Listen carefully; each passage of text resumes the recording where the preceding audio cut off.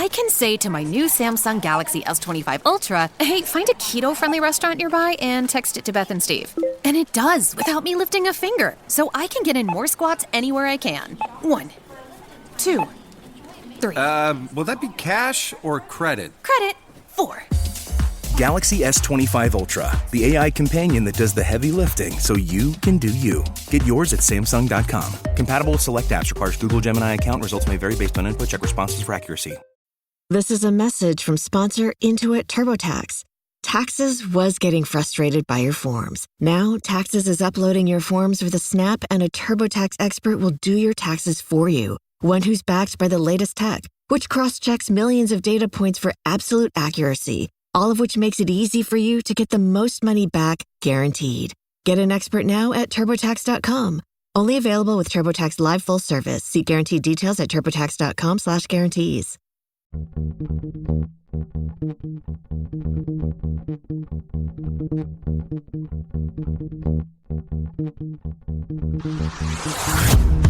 Hey, I'm Amanda from Trifecta Fitness. We're proud to be Clarksville's new Get Fit headquarters. Trifecta Fitness is a state-of-the-art spin and strength training studio. Our spin studio is truly one of a kind in this area, complete with 20 state-of-the-art live fitness bikes and an incredible sound system. Our strength training is done in small groups of 6 or fewer, and all of our strength and spin classes are scalable for every level of experience. Come see us in the heart of Clarksville, just behind MAPCO at the corner of Old Trenton Road and Wilma Rudolph Boulevard. Call us for more info at 931-542-6265 or download our Trifecta Fitness app for a full list of upcoming classes.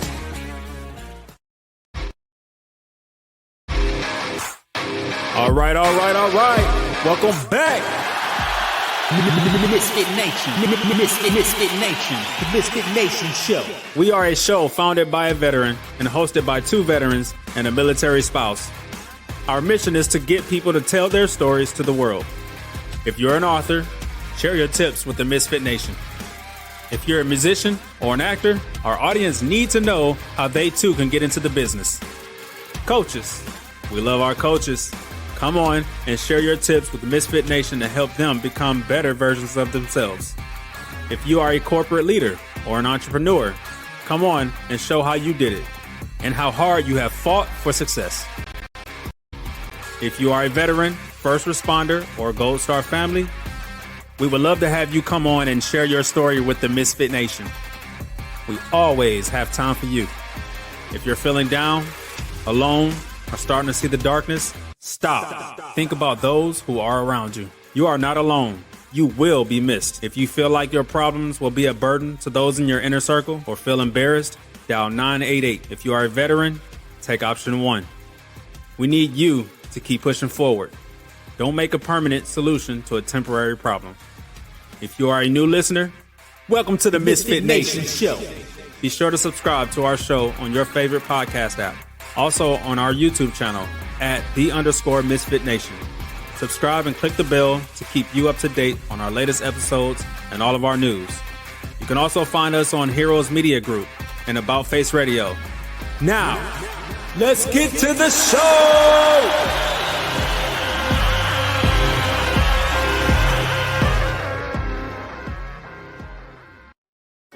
Embark on an extraordinary journey across the United States on a tandem bicycle with 10 little rules for a double-butted adventure. This heartwarming and insightful book explores the highs and lows of adventure cycling, unforgettable moments, and self-discovery after divorce as author Teri M. navigates winding roads and unexpected detours. Filled with powerful, deeply personal antidotes, the unexpected challenges of the open road, and cherished connections with those she met while riding 10.4 miles per hour. This book is not just a travel memoir. It's a personal story of healing through adventure, overcoming personal challenges, and personal growth, complete with a guided journaling experience designed to help you reclaim your own power and take on life's challenges with renewed vigor. Get ready to laugh, cry, and be inspired as you pedal through life's twists and turns with resilience, camaraderie, wisdom, and a healthy dose of humor that will inspire you to create your own rules for a truly adventurous life. Rule number 1, open your mind. Rule number 2, expect setbacks. Rule number 3, do hard things. Rule number 4, enjoy the downhills. Rule number 5, focus on now. Rule number 6, define your success. Rule number 7, set aside fear. Rule number 8, know your why. Rule number 9, never quit on a bad day. Rule number 10, continue to dream. Purchase your copy wherever fine books are sold. All right. We are back. We are live in Indiana. I know some of you were worried about me on Thursday. I got real sick Thursday right before the show. Thank you, Jake, for jumping in, and Cagney and Lacey, they took it over. Cagney ran the board. Lacey ran the show. It's good to have both of them available at the same time and able to do it at a moment's notice. I don't know what happened to me, but it was horrible. And I'm back. I'm bad. I'm here. I'm in Indiana, at my timeshare in Indiana with Jake, of course, and we're doing good things up here, doing our day job. So tonight we have a great guest, one you've all seen before 3 times. We had her on for her first show, her first book, Sunflowers Beneath the Snow, her second book, An Enemy Like Me, and her third book, Daughters of the Green Mountain Gap. And now this one I've been waiting for since the first time she told me about this adventure. And now her book came out on Valentine's Day, and it's called 10 Little Rules for a Double-Butted Adventure. So without further ado, let's bring in Teri M. Brown. Welcome, Teri. Hey, Rich. How are you today? Good. How are you doing? It's great to have you back. Yeah, well, I'm excited to be here, and I'm excited for this book to be out as well. I know when I seen the release date, Valentine's Day, I said, that's an awesome day. And I said, I can't wait. I'm glad I'm the first show after, or at least one of the first shows right after the release. So It's great to have you as part of the MisFitNation family. You helped us with our gratitude journal in November. I think you were one of the first people that jumped in and said, I want to do this. And you left a heartfelt gratitude on there. And that was amazing. Thank you for that. And thank you for always coming back.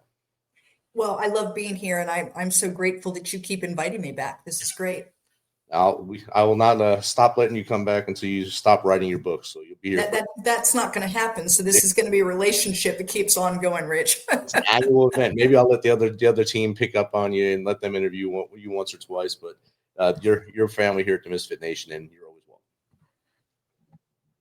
So Teri, it's been about a year since you were on. So if you don't mind, just tell the audience a little backstory of you, and then a little bit about what you've been working on in the last year. And then, of course, let's dive into the 10 rules for a double-butted adventure.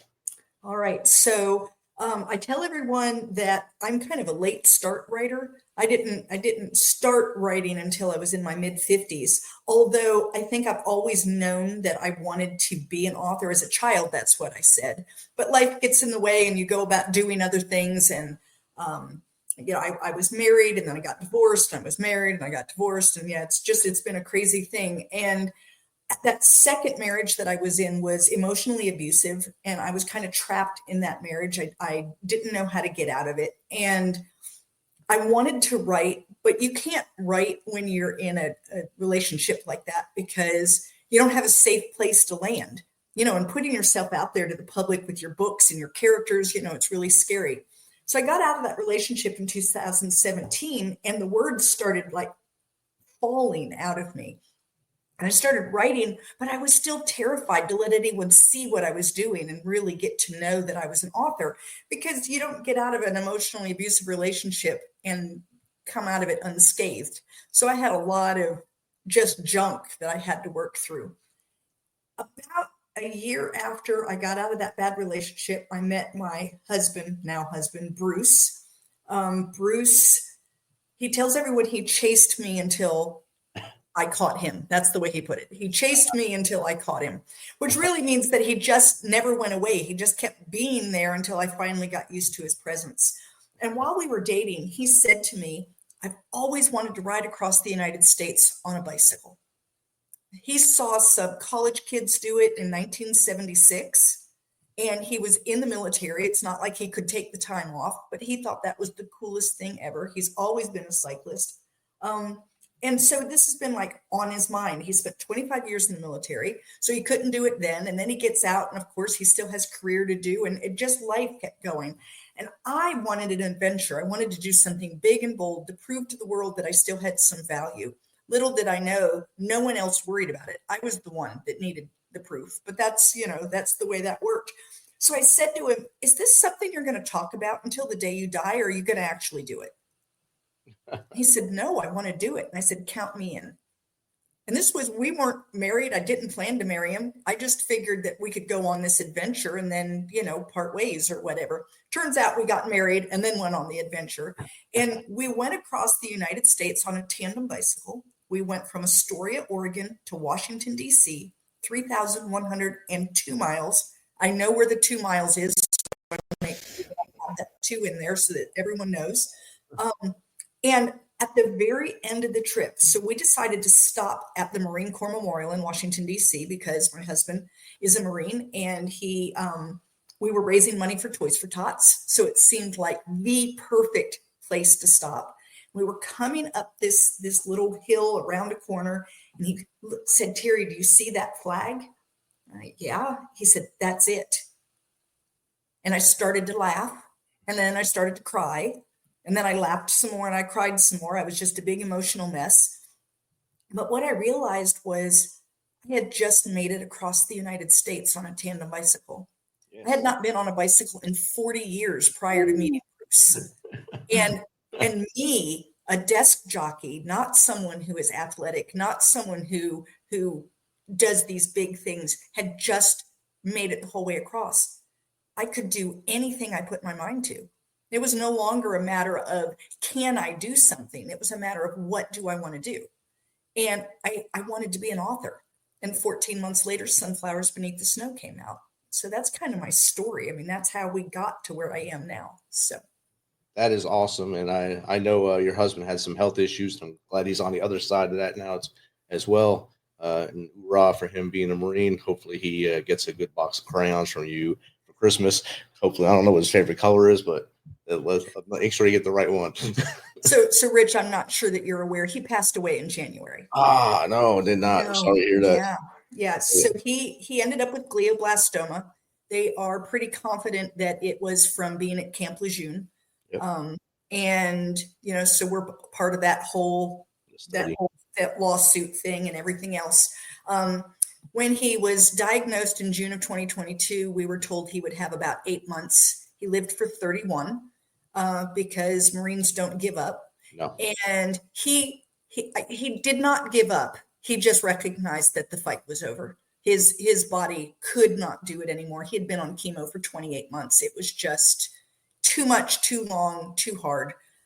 So he stopped the chemo in November, and I asked him if he wouldn't try to have as best quality of life as he could, get us through Christmas. We would get back to Duke, see how things went. We got back to Duke on a Monday, and he died on a Friday. So he did exactly what he told me he would do. He was a man that never broke his promises. He promised me that he would make it back to Duke, and he did. And once we got back to Duke, he knew he was done. It was it. So rest easy. Lots of prayers are for you, of course.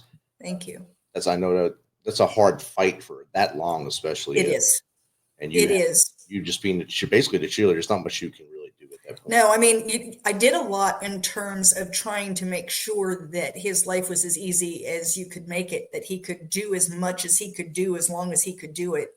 But yeah, when you know it's an incurable brain cancer, there are a few people who somehow manage to make it through. But at the 5-year mark, there's only 3% of people who've been diagnosed who are still alive. Those are terrible odds. Wow. And so, we kind of knew that from the beginning. But the best gift that I've been given is that this book was already scheduled to come out on February the 14th. Right. And the end of a cancer journey is never pretty. And there's a lot of memories that you don't want that are kind of top of mind because it's what you've been living. And then I started coming on podcasts and talking about my book with people. And now the wonderful memories of this amazing trip that we took is what's now top of mind. So I feel very blessed that I have this opportunity to, keep talking about what he and I did together. Definitely. That's what I was going to say. And this book comes to have more meaning now, not just to share your journey to 3,000 miles across the country to the Iwo Jima Memorial, but now it's something that you'll have forever. It's almost like I have a coffee table book now to remind me of Bruce for the rest of my life. And now you're sharing that life with the world. And thank you. It feels really good to be able to do that, in fact, the cover is a picture of he and I that was then kind of pixelated and turned into a watercolory looking image. And I really hesitated doing that because it seemed a little vain. Not for him, but for me. I kept thinking, God, I'm going to put myself on the cover of a book. Doesn't that seem vain? And the more I thought about it, it was like, even if I don't belong on that cover, he sure does, Yes. And so I just decided we were going to do it. And now, oh my gosh, am I glad that we went with this instead of just this. We had kind of looked at like a cartooned image of a tandem bicycle going up a hill, and it just wouldn't have had the same oomph that this does. So I'm just so glad that we went this way. I think the cover came out awesome, and it looks like almost like a portrait hanging in the house. Or you had the portrait somewhere that's digitized somewhere. It's good that you had all those memories to take those snaps along the way, like the one picture in the video of you guys on the beach. Yeah, on the beach with the bike. And I know if me and my wife rode on a tandem bike anywhere, we'd be arguing the whole way. Who's pedaling more? Who's doing this? Who's doing that? And that's why I told her we can never go on Amazing Race because we'd probably kill each other on anything like that. So I'm glad a lot of people call a tandem bicycle a divorce machine because you either can do it or you cannot. You know, and for Bruce and I, we believe that what it actually did was it took us 3 months to get across the United States. It was 72 riding days, but you have to take some rest days. And so we're gone for this 3-month period of time where we're doing everything together. We ride together, we set up the tent together, we fix our meals together, we shop together. Everything we do is together. We're never more than 3 feet apart. And we say that in that 3 months that we got 20 years of marriage. Yeah. And so we call it tandem time. And in real life, we were married almost 6 years. And in tandem type time, we were married for 26. Definitely. And you made it through. That's a long ride and just as newlyweds too. So it's an awesome ride to get through and really get to know each other. And we figured out how to work out all those pesky problems that you have, the ones that you normally shove under the rug and it takes you 10 years to finally figure out how to get over fighting. Well, we figured it out right away because there is nothing worse than riding a tandem bicycle angry. Definitely. I guarantee it's horrible. So we did it for a portion of one day and then figured that we'd never do that again. And then we slept one night in a tent angry at one another.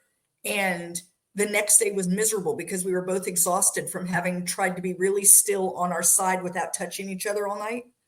You know what I'm talking about, Yes. where you're on your side and you're pretending that you're asleep. You're not there. Yeah.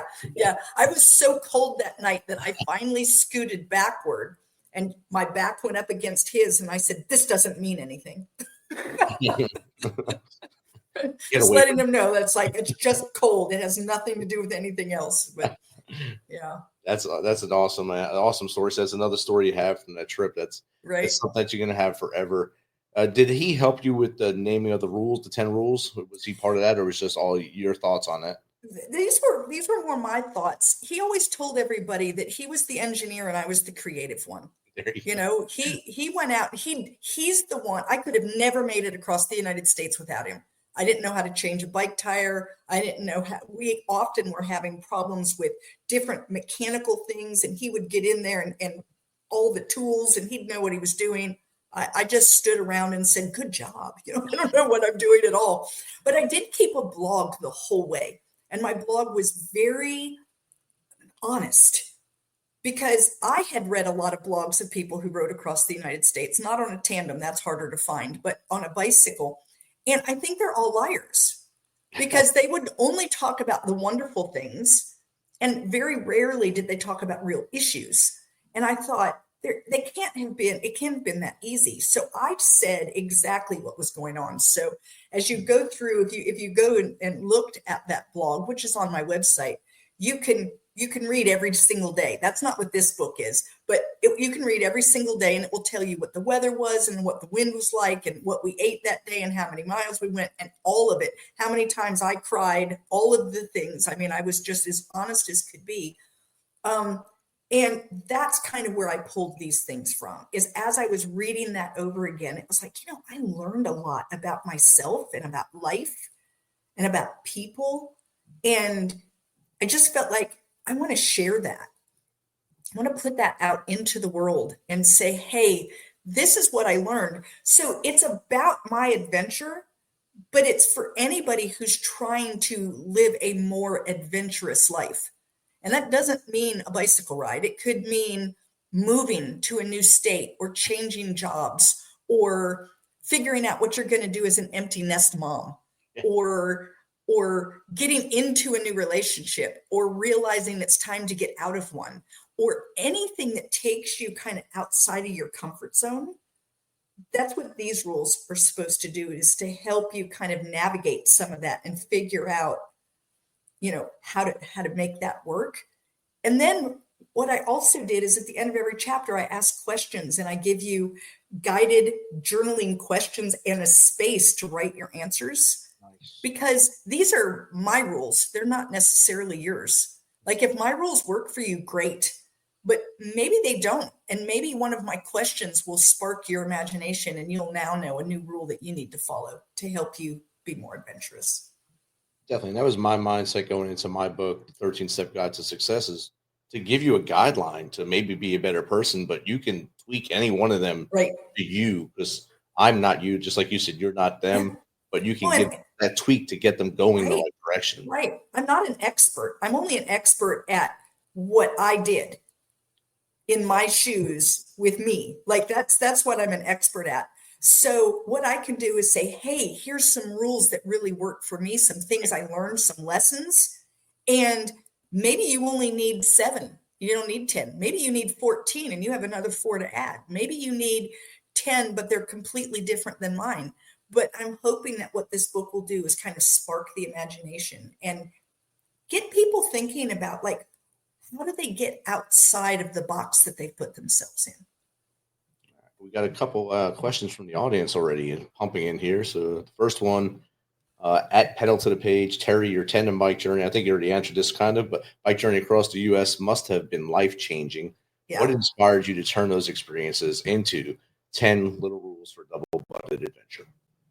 Thank you, Pedal to the Page. Partially. So there's two. One of them is I'm a writer. And so the whole time I kind of knew that I was going to do something. I didn't know what I was going to do, but I kind of felt like this is going to be something that I'm going to write about. You can't ride 3,000 miles on a tandem bicycle and not bring it up. Right. Like that would be crazy.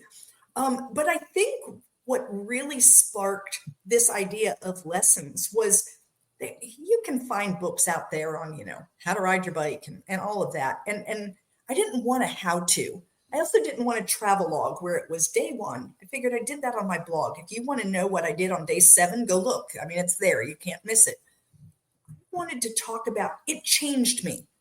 The person that I was when I started the ride and the person that I was when I ended the ride were not the same. I grew. I got rid of angst. I figured stuff out about me. And I thought, that's valuable information. There's things that I really learned that not only helped me on that ride, but continue to help me now. And the number of times I've looked back and said, ooh, I'm not doing number 9 anymore. I need to be working on 9. You know what I'm saying? Where it's like, this is why I'm stuck. So. Definitely. And I see myself doing the same thing with mine. Don't sweat the little things. And I was sweating the little things a lot more. Yeah. Good. Oh, yeah. Don't we always do that? Yeah. You write this great book, you have all the answers, and then you get into your own head again and you completely forget that you had anything wise to say at any time, right?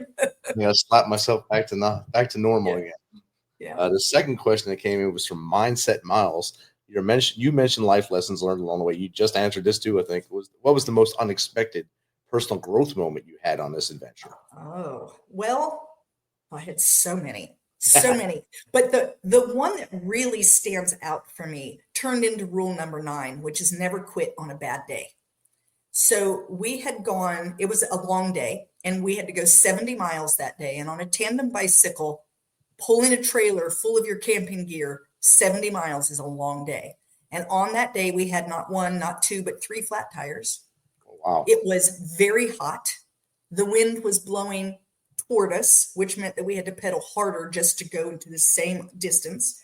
We went through a valley with mosquitoes that were so big, and Bruce is a mosquito magnet, and so I was pedaling and swiping, and I think they could have taken us away. In my blog that day, I said something about, I think that the mosquitoes ate the repellent for breakfast. Oh, wow. It was just crazy.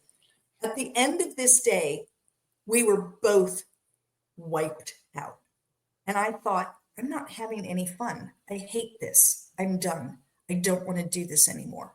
So I wrote that in my blog. Hey guys, we might be calling it a day. We've had wind against us for days. This was miserable. I'm not having any fun. And I had a friend reach out to me, and she said, Teri, you've made it across the Rockies on a tandem bicycle. And if you quit now, you have nothing to hang your head about. However, don't quit on a bad day. You'll always wonder if you could have done it. So my recommendation is take a couple of days, take it easy, do something to make yourself have rest, make sure you get plenty of food. And if then you say, I really am done, well, then you can be done and walk away, and you don't have to feel bad about it. Right. Well, let me tell you, first of all, we made it. So I obviously listened and did not quit. But the number of times that I have said that, we all do things, and in the heat of the moment, I'm done. I'm done. I can't do this anymore. I'm done. Well, do you really want to make a decision when you're tired and hungry and frustrated? And what a horrible time to make a decision, right? You can't use logical brain. So that's one of my favorite rules. Definitely. One of the listeners, Victoria Hines, said, thank you for sharing your exciting adventure. I know, Vicky. Looking forward to reading your new book. So that's awesome. So thank you for bringing Victoria over to the Misfit Nation. Yeah. A pollination of our two shows and our relationship here. So it's awesome to have that. Is Rule 9 your favorite rule? Because you mentioned that right away. So Rule 9 was my favorite rule. I have a favorite rule now, and the story's a little sad. Are you ready for it? Can you handle a sad? Okay. You already had one. On the day that Bruce passed away, I got my author copy of this book. I had wanted him to see it. It was about 45 minutes before he passed. He did not have his eyes open anymore, but I showed it to him anyway, and I told him all about it. Then I crawled up into bed, and I put my head on his shoulder, and I started to read it out loud to him. And I read the introduction, and I read rule number 1, and I read rule number 2. And then I said, rule number 3, do hard things. And he died right then in that moment. And at first, I very much felt like I had given him permission to do something that was going to be very difficult for him, which was be done. Because he doesn't know how to be done. He's always doing. I also, though, realized that he was giving me his last message. Because since then, I have had to do hard things. And sometimes I get up in the morning, and what do I want to do? I want to crawl under the bed and stay there. I have no desire to go about doing life because I've lost someone who is so precious to me. And how can I face the day? And then I hear, do hard things. So it's become my mantra right now. It's what gets me out of bed on the mornings I don't want to get up. It's what has me sit down and talk to people when I think to myself, I don't know that I can do that today. What if I can't? What if I start to cry in public? I don't want to cry in public. All of those things, right? Right. And then I just think, do hard things. Do hard things. That's my rule number 3 is my new one. It's the one I'm living. That's the thing that propels me forward just about every day. That's a very strong testament and a very strong story. You got both Cagney and Lacey from the Tuesday crew teared up here. So as Jake said, dang, you just made me tear up a bit. And then his partner, me too. So, you got two of them, two in one shot. That's awesome. One shot, yeah. I can never make them both cry, so that's good. Good and bad, I guess. So are you planning an in-person book tour this time? I know last time you did a lot of digital stuff. You were right. So I'm still doing a lot of digital because it's a great way to get yourself out there in a way that I can't. I mean, even if I wanted to go and do a big tour, I'm just me, like I don't have a publicist and a team and the whole 9 yards. And so I'm going to do more in person than I've ever done before because I'm no longer being a caregiver where I'm needed here at home. So I can go out and do a little more, and I will go out and do a little more, but I am also doing a great big digital tour. So I have about 45 days of my launch tour that I just keep, putting things out. So it's like, here we are on what day is today? Day number 17 is what today was. Day number 17 of the launch tour. And, that's what I put out about us today. So. Yeah, I seen today's thing and I kept trying to listen to the sound. I said, why is this thing going, making a little, the heartbeat? There's no sound. It was just that's a cruel joke. It's a cruel joke. Well, you know what I found out on social media? That if I do a little animated clip like that, even with no noise, I get 4 times the hits on it than I do if I don't.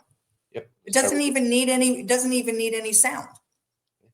So I've just started doing it, hoping that maybe, it was just little, I can imagine you're like, what is she saying? I think my phone's broke. Something's wrong here. Nothing's coming out the speakers. I was about to throw my phone out the car. I said, man, it's broke again. Come on. No. I was just causing you to have a little bit of a day. That's all. Then I realized, I said, Terry just got me. That's it. She got me good that time. I know this is a bad question to ask you. Are you working on next year's release already? So I have something that I'm working on. Okay. I haven't been able to write recently. I'm just not in the headspace. I tell people that in order to be creative, you have to, your creativity needs space and needs space to play. Right. And right now my head is crammed. It'd be like trying to play in a landmine field. Like I just don't have this space, but I am starting to do more thinking about it. And that's usually a good sign. That's like, okay, so it's coming. I just need, you figure it's only been a month. Right. And, grieving takes longer than that. It's a process. And so, but what I'm working on is a book, and I think I may have mentioned it before because I've been working on it, but you have to remember this book kind of came in the middle. So I kind of stopped what I was doing to get this one out because I found the perfect publisher, Little Rules Publishing. And it was like, oh my gosh, my book fits so beautifully there. But I'm writing a humorous book about a woman going through menopause. And it's just the funny look at the fact that you can't remember things and, you get chin hairs and all the things that women can't stand. But it's a kind of tongue in cheek. But I also hope to shed just a little bit of light on the medical community who tends to not listen to women and their issues. We're patted a lot, they're, it's just normal. And it's like, wait a minute, there's nothing normal about the way I feel. Right. There's nothing normal about waking up every day and having my hips hurt so bad that I can't get out of bed. And I'm 60, I'm not old enough for this. And you go into the hip specialist and they say, no, your hips are fine. And you're like, something's not right. And so I want to kind of shed a little bit of light on that idea that, not just women, older people are often dismissed. People of color are often dismissed. Poor people are often dismissed. So just that idea of the I'll touch on it, but it's more humor than anything else. Sometimes a humorous book gets the point across easier than a more serious book because the reader will stay gripped or the listener will stay gripped to it. And what's the next anecdote? Oh, yeah, I should write that down. That's something I could use. Right. My hips hurt today, too. Damn it. Exactly.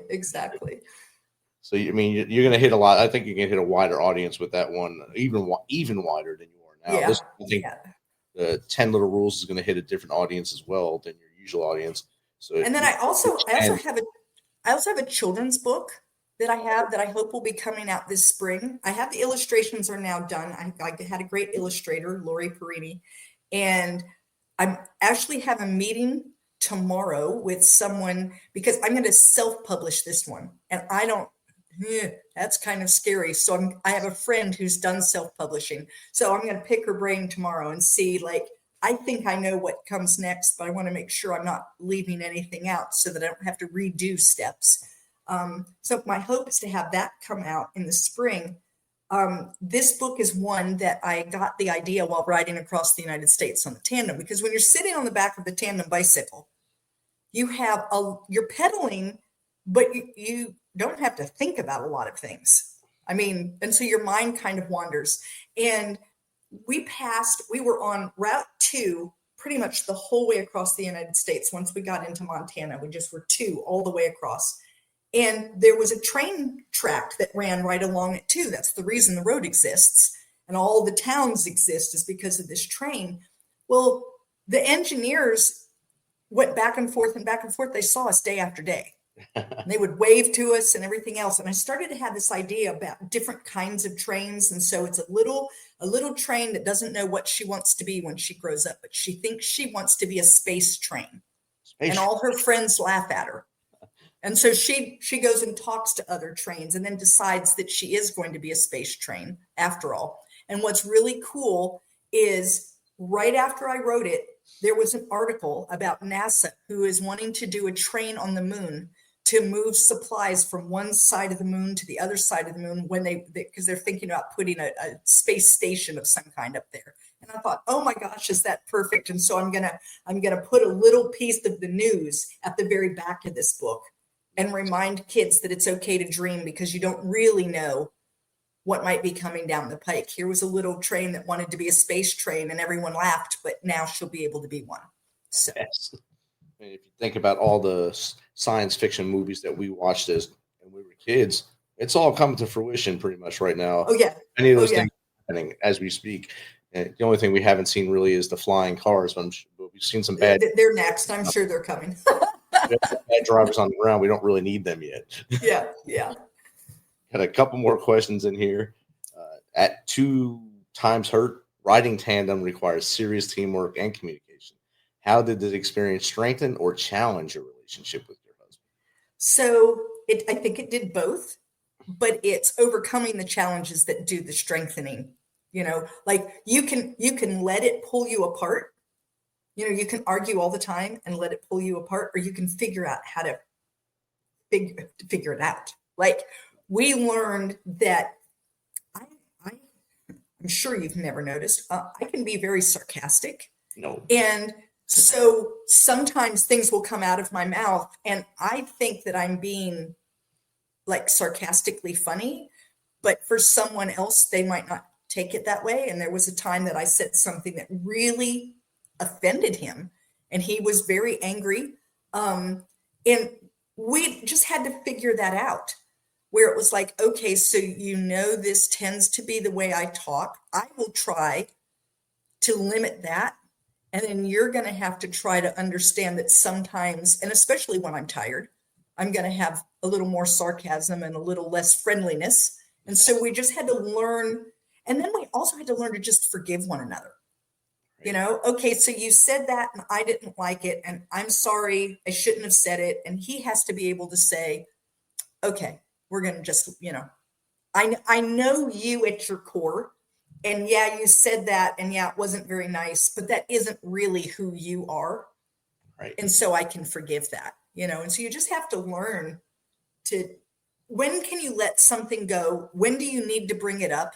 And then how do you move past it? Right. Definitely. Like when you say, I forgive you, can you really walk past it and forgive them? Or are you still holding on to it? Well, I forgive you. That isn't the same thing, right? I'm fine. I'm fine. And that, I'm fine never means I'm fine. Never fall for it, man. Never fall for that. Fine does not mean that. It means something totally different. So. Totally different. Exactly. You'll learn that as you age, I guess, fellas, but I have not learned it yet, but it's coming. I know it. We have another question here. Oh, awesome. I just popped it past. Oh, there's Grit and Gear. At Grit and Gear says, if you could do any part of the ride differently, location, route, etc., what would that be?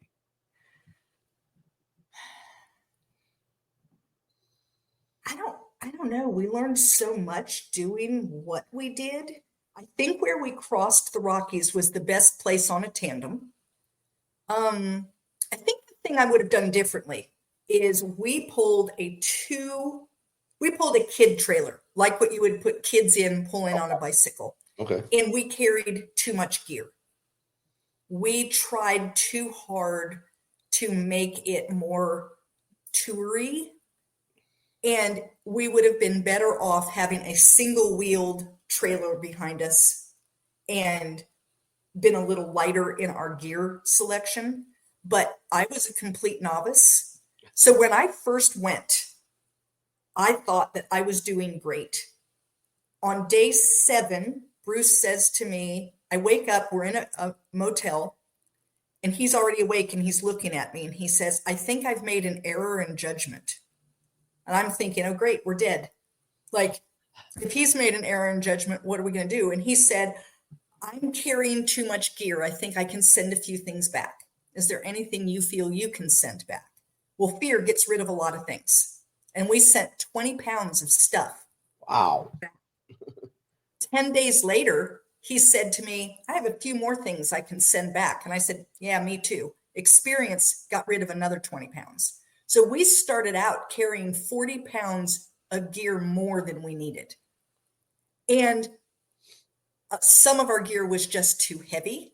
The stuff that we had to keep, we would do things a little differently. So I think that would be the main thing, is that we learned a lot about, like, what do you really need when you're taking on an adventure of that proportion? But Right. you don't know until you know. Until you know, right? Yeah. I mean, you chose basically a northernmost route across the United States. So what we actually did, we started in Astoria and we took what they call the Lewis and Clark route. If you go look at, let's see, it's called Adventure Cycling. They have maps all over the United States where you can cycle, and it will show you like where hotels and campsites and all of this are. So we took their Lewis and Clark, which took us over the Lolo Pass. And Lolo Pass takes you into Idaho and up and over the Rockies and then down to Missoula, Montana. So that's kind of where you went over. Then we headed north and got on Route 2, which was called their Northern Tier route. And we took it the whole way across. And so we were always, I don't know, somewhere between 10 and 30 miles from Canada. Wow. Pretty much the whole way across the United States. Then we went into UP, Michigan. And then from there, we did a lot of little loopy stuff to get ourselves down to DC. We went into Pittsburgh and we did things and went on through. But so I think our route was good. Yeah. But I think that we probably would have thought more about gear. And if I had to do it again, I don't want to do it again. I've done it once. I don't need to do it twice. But if I had to do it again, I've learned quite a bit about what I really am going to do at the end of every day, which would leave a lot of the gear that I took home. Right. See? So life lessons there, learning ahead. And if you, like you said, you don't want to do it again, but looking back, maybe if you knew people along that route, you could just have stuff strategically placed. Yes, that might have been, because we were trying to carry gear for all weather, because the further you went, the more the weather was changing. There are just things that we could have done a little differently. But for instance, I was under the impression that we would get at the end of every day and I would cook a meal and we would have this nice meal. Well, by the end of the day, I'm exhausted. If it can't be cooked in 10 minutes in one pot, we're not eating it. Right? But when we started, I had a couple of different pans and a frying pan and 18 different spices. By the time we ended, I had one frying pan that we had taken the handle off. We had one pan for like boiling water that was a thin pan, thin just for water boiling. And I had salt, pepper, and garlic. Staples. That was it. If it needed more than that, then we're not going to have it. And then we found that what we did a lot of times, we would stop at like a grocery store. If you saw that they would have the roasted chickens, and we would grab a roasted chicken and then maybe like potato salad, and we'd throw it into our trailer, get to our campground, eat it straight out of the containers so that you didn't have to do any cleaning up. Right. You couldn't save it. So whatever you didn't eat, you had to throw away because we don't have refrigeration. And so you would eat out of the container, throw it away, and get up and go the next morning. I mean, we learned. I thought I was going to do all of this. I don't know what I thought. I was, obviously had no idea what I was getting myself into. So it was going to be like almost like a tour bike, and not actually a ride where you ride 3,000 miles. 3,000 miles. That's a long way. Yes. And we're going up and over mountain ranges, and we're on a tandem bicycle, and that is not an easy endeavor. There's a lot of weight on a tandem bicycle. Yes. And we're pulling a trailer, and we have our stuff, and it was, if I had known what I was getting into, I don't know that I would have been as excited to go, but I think that's kind of the definition of adventure. You don't really know what you're getting into. Right. You think you do. You don't really have a clue. Yeah. It's going to be awesome, but I really don't know what's happening around turn 7. Maybe blank on what my next question was. I had it, and then you threw that turn, the not knowing what you don't know question in there. And that's hard enough right there. Yeah. And I was going to say, you went across two of the biggest mountain ranges in the United States. You went across the Rockies, and then across the Appalachians. Which one was more beautiful? And I know you're biased where you live now, but I think when we were going up Lolo Pass, which was a 3-day journey up. Wow. I have about 400 pictures from those 3 days. Wow. Because we would turn a corner, and I would say, "Oh, it's the most beautiful thing I have ever seen." And he would pull over and let me take a picture. And we would go another quarter of a mile, and I would say, "Oh, that's the most beautiful thing I've ever seen." And I did it over and over and over. I have to say that he was so accommodating of me. He's seen a lot of this before, and I had not. I had never been over the Rocky Mountains. I had never seen a lot of this. And so he just seemed to understand that I would see beautiful patches of wildflowers, and I would go, and he'd say, "I know, wildflowers," and he'd pull over and get a picture. So, and when you think about him, he's a cyclist. He would do cycle racing. He was doing age group racing right up until he got brain cancer. And so for him, speed, how fast can you get there? And he had to learn to let that go. Yep. We were going to make it across the United States, but he knew that I also needed an experience. And so sometimes we went fast. There were days that we definitely were just plowing through, and that was fun. But there were other days where I just needed to experience the beauty. Yeah. And so we had to learn, how do you give and take with that too? Because alone, Bruce would have made it in half the time. Because he could have ridden twice as fast and, wouldn't have stopped a bazillion times to take photos. Yes. But he would have had a very different trip. Right. It wouldn't have been the same adventure. It would have been more of a adventure for him, really, a race. Yes. How fast he could do the 3,000 miles. And that's what he would have been looking at that as the end. As he got to the Iwo Jima Monument, as this is my trophy. I got here in X amount of time. I beat what I thought it would do, or beat Google, whatever. And instead, it was more, we made it, and we did it together. Yes. And so I could have never kept up with Bruce on a single bike. If he and I had been on single bikes, I would have been 15 miles behind him he'd be at the campground, and I'd have 15 miles to go. It would just have been the way it was. And so putting us on the tandem actually leveled the playing field. He can't leave me in the dust. Right. I'm attached to the bike, so I'm right here.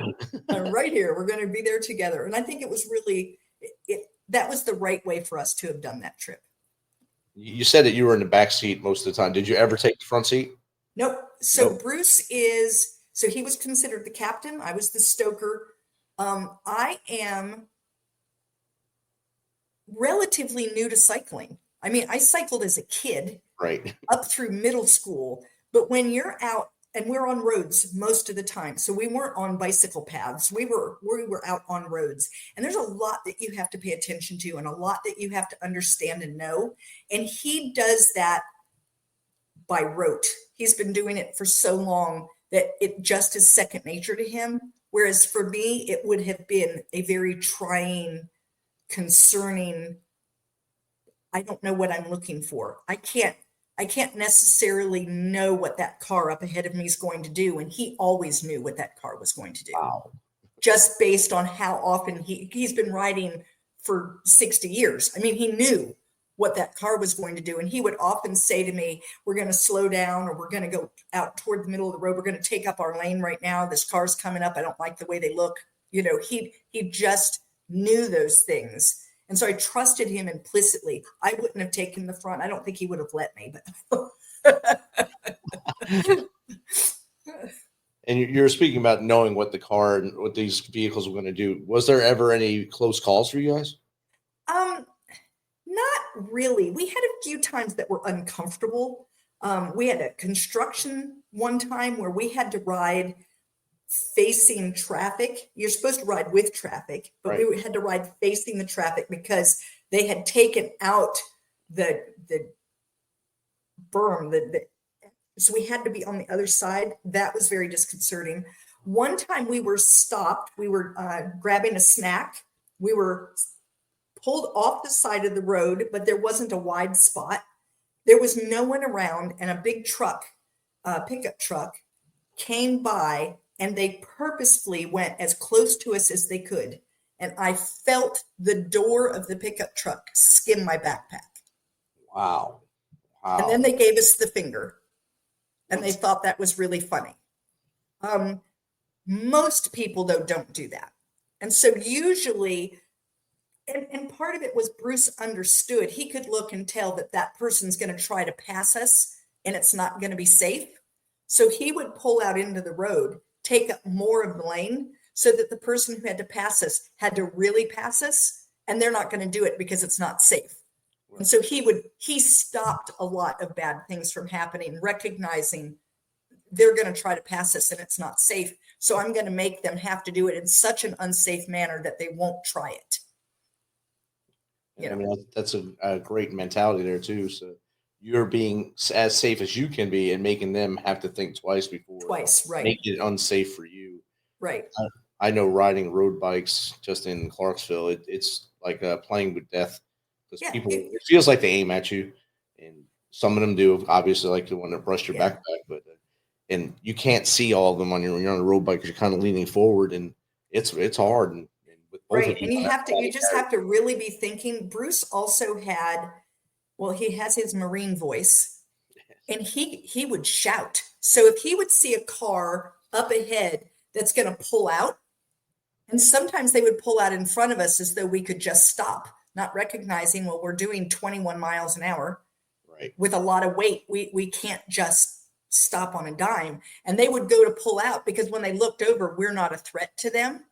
And he would let out with this, often would scare me so bad I'd almost fall off the bicycle with the way he screamed. And the person would stop and look, and he'd wave, and we would go right on by. It was kind of like, I'm not going to let you pull out in front of me like that because we'll wreck.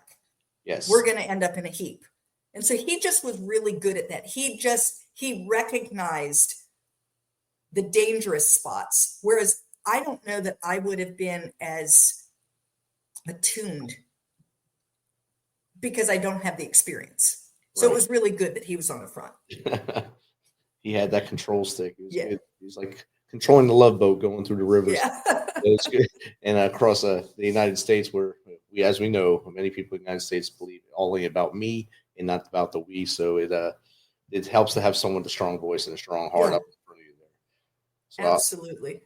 I'm glad you were able to do this adventure and be with him up until the closing moments, and he got to be there when that book came out. That I think is amazing. It brought tears to the Tuesday Cruise eyes, and they're going to hear about this later. But they're emotional, I guess.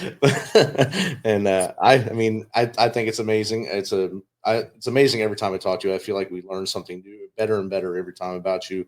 And it just makes us want to have you back here for year 5. And, the door is always open for you to come back here. Thank you for sharing that.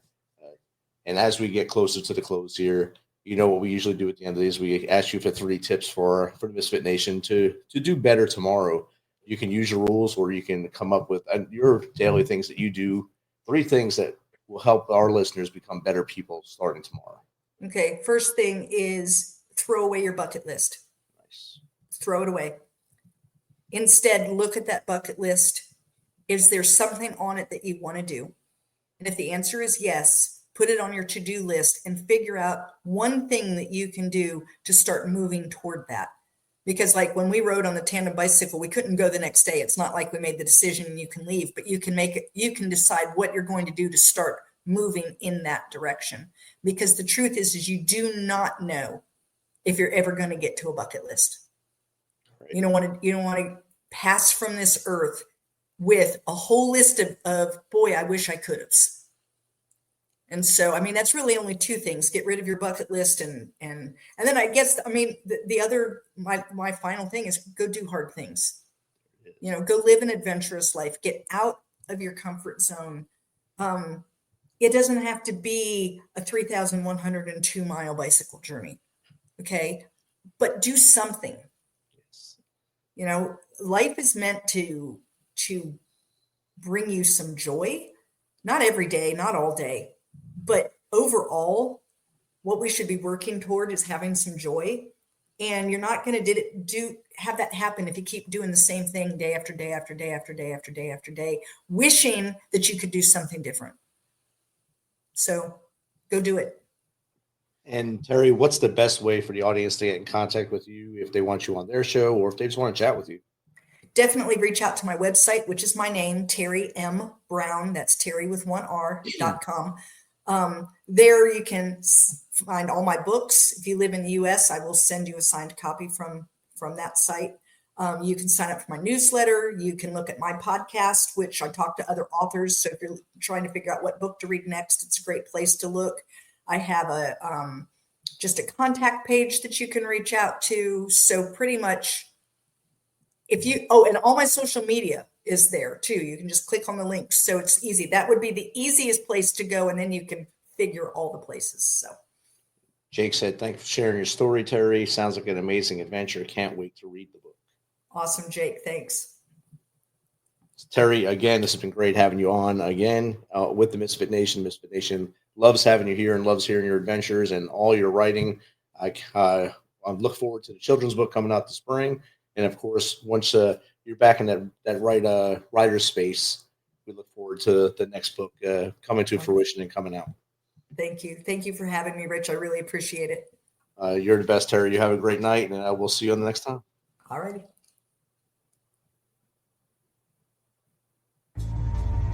For every veteran, there is a story about a calling to serve, to fight for the freedoms of the American people. And every story has a struggle, a sacrifice, and invisible wounds. Warrior Watts programs help veterans recover from PTSD and invisible wounds through exercise, nutrition, and connecting with other veteran leaders. It is estimated that 22 veterans die each day by suicide, and another 30 veterans die each day by substance abuse. These are preventable deaths.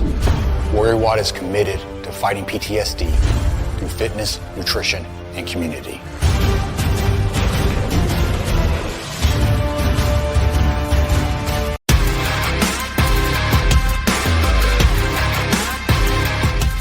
Thanks for checking us out and being a part of the Misfit Nation show. Don't forget to visit our website at themisfitnation.com.